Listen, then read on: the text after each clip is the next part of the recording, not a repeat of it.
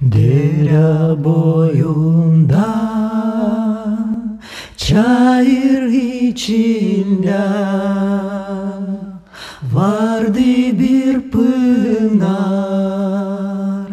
güya kafadar. Küçüktü onun o boyu, sızardı tatlı, pek tatlı suyu. Tatar pınarı, kısmet pınarı, nerede o boyun, o tatlı suyun? O tatlı sudan pek çok içildi, ne kadar ekmek ondan yapıldı. Yanına gençler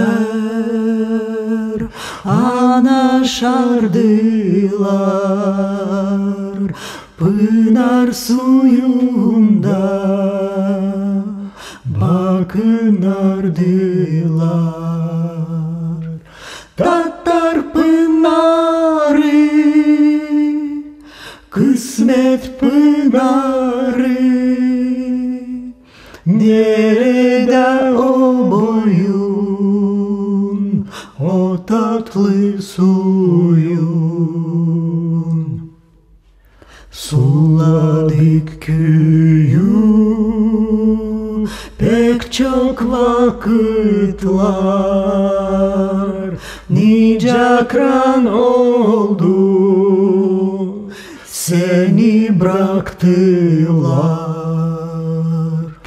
Tatar pınarı, kısmet pınarı, sade bir adın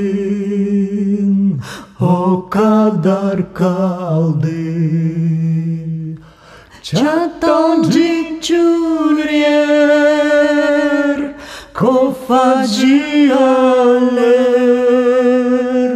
sucazı bağırır, kimse de bakmıyor.